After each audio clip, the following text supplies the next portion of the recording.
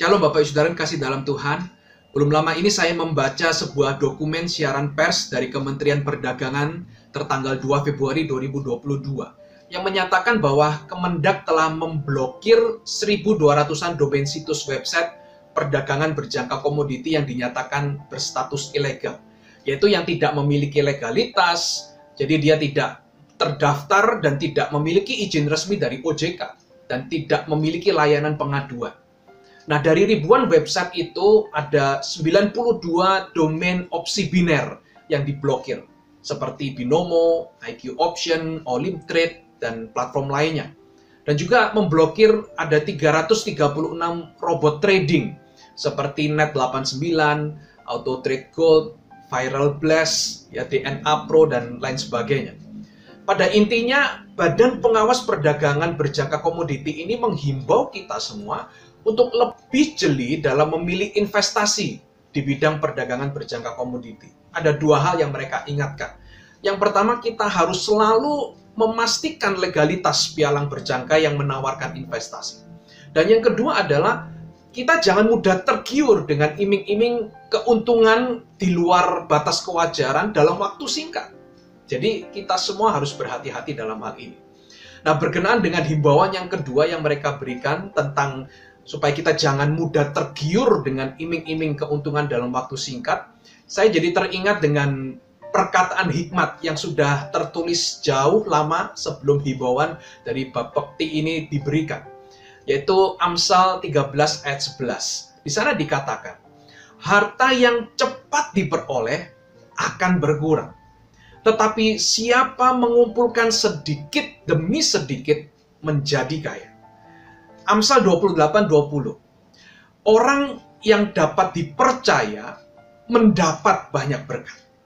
Tetapi orang yang ingin cepat menjadi kaya tidak akan luput dari hukuman. Bapak Saudara, dua Amsal ini jelas sangat berkaitan erat dengan karakter pengendalian diri. Secara khusus, pengendalian diri dalam hal keinginan yang berlebihan untuk menjadi kaya. Saya percaya orang Kristen yang terjun dalam bisnis seperti saham atau forex sangat perlu menguasai pengendalian diri ini. Dan saya percaya prinsip firman Tuhan ini berlaku juga bagi segala jenis usaha Bapak Ibu Saudara. Tidak hanya dalam bisnis saham atau forex saja. Jadi keinginan untuk cepat kaya tidak hanya dialami oleh para pelaku bisnis saham atau forex, tetapi juga pelaku usaha lainnya. Nah, berkenaan dengan hal ini, Alkitab itu sudah berulang kali memperingatkan kita untuk menaklukkan keinginan diri ini yang untuk cepat menjadi kaya. Keinginan untuk cepat-cepat kaya harus kita waspadai bersama, karena itu bisa mendatangkan hukuman bagi diri kita sendiri, seperti yang Amsal katakan. Ingat Bapak Ibu Saudara, akar segala kejahatan adalah cinta akan uang. Dikatakan di mana harta kita berada, disitulah hati kita berada. Jadi Bapak Ibu Saudara, walaupun mencari uang itu tidak salah, bahkan dibenarkan dan dianjurkan, namun menjadi hamba uang adalah sebuah kesalahan fatal. Pada akhirnya, bisnis apapun yang saudara miliki saat ini, mari miliki pengendalian diri yang Alkitabiah ini. Redam, bahkan matikan sama sekali keinginan untuk cepat menjadi kaya itu. Itulah kehendak Tuhan dalam bagaimana kita mengelola bisnis dan usaha kita. Dan marilah kita sama-sama belajar untuk mencukupkan diri kita dari apa yang sudah Tuhan berikan kepada kita sejauh ini.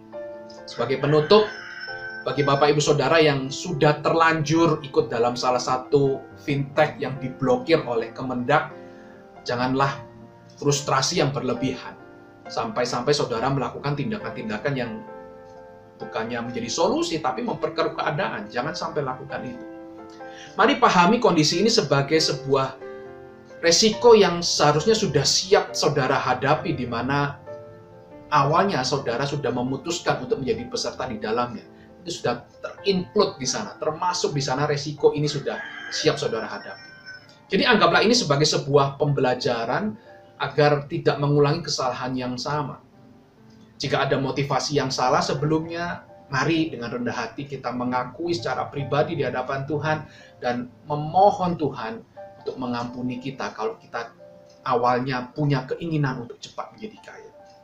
Dan juga jika saudara terlanjur sudah mengajak dan meyakinkan orang lain dan orang tersebut bergabung, maka saya pikir sebagai anak Tuhan yang bertanggung jawab, saudara perlu meminta maaf kepada yang bersangkutan sebagai pertanggungan jawab, sebagai orang yang juga mengalami suatu hal yang di luar prediksi kita bersama-sama.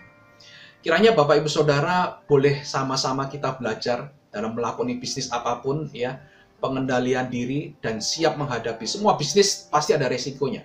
Tapi ketika kita mengalami resiko itu, kita tetap dalam pengendalian diri yang baik. Tidak meninggalkan Tuhan, tidak meninggalkan iman, dan bertanggung jawab sebagai anak-anak Tuhan. Terpujilah nama Tuhan. Salam sejahtera.